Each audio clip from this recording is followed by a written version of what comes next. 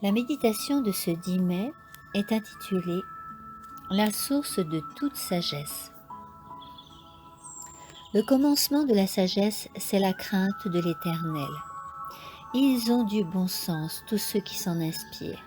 Sa louange subsiste à jamais. Psaume 111, 10. Il est essentiel de faire preuve de sagesse concernant Dieu. Le commencement de la sagesse, c'est la crainte de l'Éternel. Il s'agit de la formation du cœur, et cela a plus d'importance que la connaissance qui s'obtient par les livres. Il est essentiel de chercher à connaître le monde dans lequel nous vivons. Mais si nous renonçons à l'éternité de nous-mêmes, nous commettons une erreur, ce dont nous ne nous remettrons jamais. Cela sera comme si l'on obtenait la connaissance en mangeant du fruit de l'arbre interdit.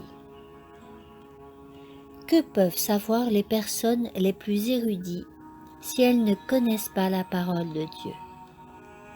Sans les enseignements que contient la Bible, comment pourrons-nous entrer dans le monde futur où nous nous trouverons en présence de Dieu et verrons sa face? La sagesse de ce monde et les connaissances que l'on trouve dans les livres ne peuvent être pour nous un fondement sûr et véritable sur lequel nous pouvons bâtir en vue de l'éternité. Excepté le pain qui vient du ciel, rien ne peut assouvir notre faim spirituelle. Car le pain de Dieu, c'est celui qui descend du ciel et qui donne la vie au monde. Les paroles que je vous ai dites sont esprit et vie. Jean 6, 33, 63. Lorsque nous nous nourrissons des paroles du Christ, nous mangeons le pain de vie qui nous donne une véritable vitalité spirituelle. La parole du seul vrai Dieu est infaillible.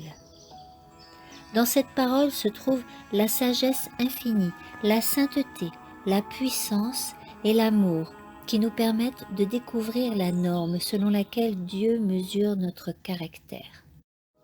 La parole de Dieu définit si simplement les lois de son royaume que personne ne doit marcher dans les ténèbres.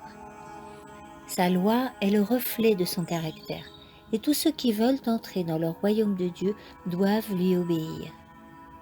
Personne ne doit faire preuve d'incertitude. La loi de Dieu n'est pas abolie. Elle existera tout au long de l'éternité. Elle fut magnifiée par la mort du Christ et le péché fut montré sous son véritable jour. Le salut nous est révélé dans l'alliance par laquelle Dieu a promis d'être notre Père, son Fils unique notre seul Rédempteur, et le Saint-Esprit notre Consolateur, notre conseiller et notre sanctificateur. C'est en eux que nous pouvons trouver une véritable assurance. Amen.